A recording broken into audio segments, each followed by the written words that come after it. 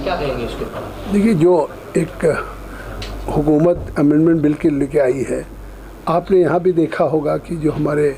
मौलाना मोइन साहब हैं, मर्चेंट साहब एक एडवोकेट हैं, और तमाम भिवंडी से मीर साहब हैं, काफ़ी हमारे आलिम उलमा इकराम हैं। तो आज उस बिल को लेकर के, कानून को लेकर के गवर्नमेंट ने उसको जेपीसी बना के रेफ़र कर दिया। तो जॉइंट पार्लियामेंट्री कमेटी में सभी पक्ष के सांसद ही नहीं हैं,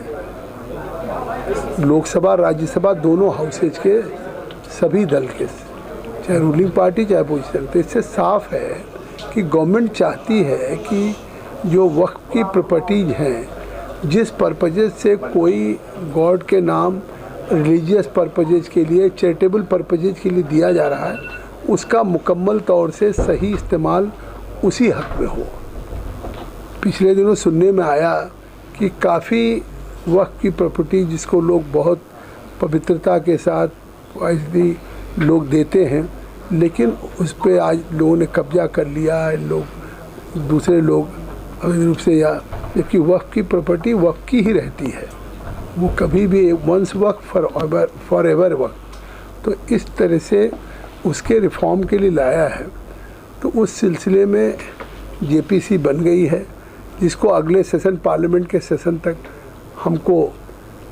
उस पर डिस्कस करके उस बिल को एक कम्प्रिहेंसिव बिल बना करके सबमिट करना है। हम उम्मीद करते हैं उसी सिलसिले में, माननीय मुंबई आया था मैं, एक अनौपचारिक मुलाकात हमारे जो अहले सुन्नत कि हमारा नेशनल ऑल इंडिया तंजीम है, उसके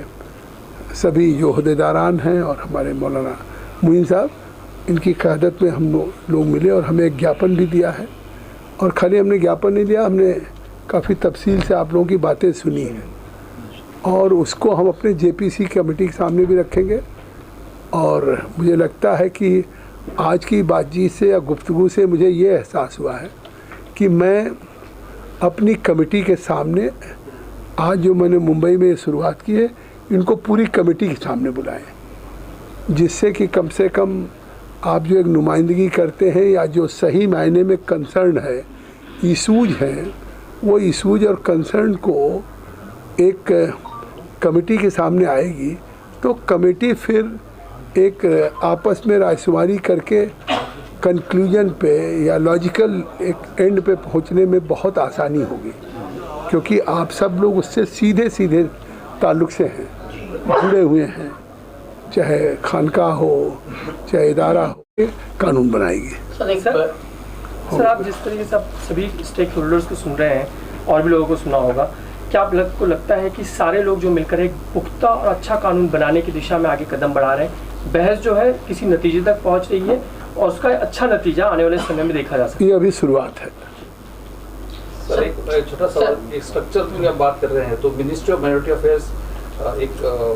मिनिस्ट्री जिसको ये वक्फ वगैरह बुलाता है, लेकिन अगर मिनिस्ट्री ऑफ माइनॉरिटी अफेयर्स की बात करें, और एडवोकेट रुझान साहब ने भी बात अच्छी कही कि दरगाह अजमेर शरीफ में पिछले 3 साल से एक नाजिम अपॉइंट नहीं हो पाया है, बार बार मिनिस्ट्री ऑफ माइनॉरिटी अफेयर्स अपने एडवर्टाइजमेंट देती है, तो इतने वक्त अब आपकी बात बड़ी महत्वपूर्ण हो सकती है, लेकिन मुझे लगता है जेपीसी के दायरे में ये सारी बातें नहीं आ रही, इसलिए मैं चाह के भी उत्तर नहीं दे सकता। बहुत से आपके अहबाब, आपके मुताल्लिकीन जिनका ताल्लुक आपके अपने इलाके से है, जैसे गुलजारुद्दीन बाबा हैं, मौलाना महफूज साहब किबला हैं, हामिद भाई हैं, सभी आपके हैं, आप समझिए, लेकिन ये बेचारे खास आप सुन के हम बोले ये सब आपका इस्तेमाल करना चाहते हैं, रास्ता पेश करना चाहते हैं, तो ये सारे लोग आपकी बारगाह में रास्ता पे आई। मुल्क वाले बाबा के साहबजादे हैं गुलजारुद्दीन भाई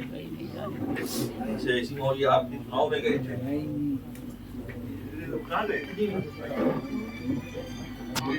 चुकी है, अब उसको हम रिवर्स तो नहीं करा सकते, क्योंकि पर्टिकुलर पीरियड ऑफ लिमिटेशन आ जाता है कानूनी तौर के ऊपर, और लिमिटेशन पीरियड के हिसाब से हम उसको दोबारा रिवर्स नहीं करा सकते। लेकिन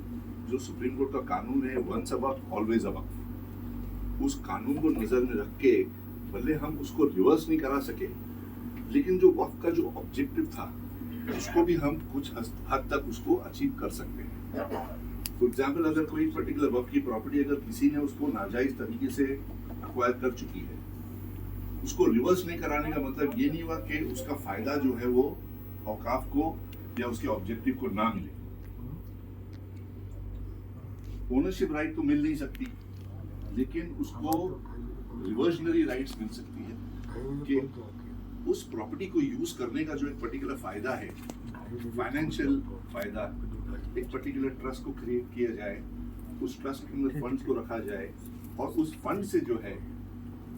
कौम की माइनॉरिटीज की उन लोगों को मदद की जाए जो कि आज की तारीख के ऊपर एजुकेशन में बैकवर्ड है, मेडिकल में बैकवर्ड है। सर, मैं पर्सनली जानता हूँ आज की तारीख के ऊपर हजरत के साथ में भी मैंने कई बार शेयर किया हुआ है कि मेडिकल इतना एक्सपेंसिव हो चुका है कि हमारे लोग जो है वो मेडिकल कराने की सोच भी नहीं कर सकते।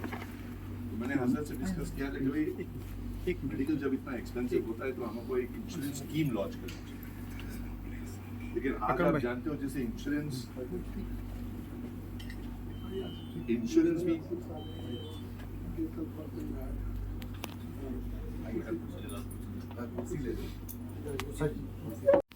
ऑल इंडिया सुन्नी जमीयतुल उलमा की सदर हजरत अल्लामा मौलाना सैयद मोइन अशरफ साहब के बानी रज़ा अकेडमी, मौलाना अलहाज मोहम्मद सईद नूरी साहब, महाराष्ट्र के मशहूर कानूनदा जिन्होंने भी अपनी बात को रखा है, एडवोकेट रिजवान मर्चेंट साहब, दीगर उलमा किराम, हाजिरीन। सर, वक्फ एक्ट 1990 तो पूरे हिंदुस्तान के ही जब लोग एकजुट होकर करते तो आज हम 5वें नंबर पे आए। 2027 तक पूरा हिंदुस्तान पीछे होगा। मेरा नजरिया एकदम साफ है। जब मुल्क की तरक्की की बात करेंगे तो उसमें वो बात बेमानी होगी कि अगर हम अखियत की बात करें, सजियत की बात करें, धर्म की बात करें, लोग की बात करें, किशोर की बात करें। और इसीलिए मुझे लगता है कि मुल्क की तरक्की के लिए, मुल्क की भलाई के लिए, मुल्क की तरक्की के लिए, मुल्क के मुस्तकबिल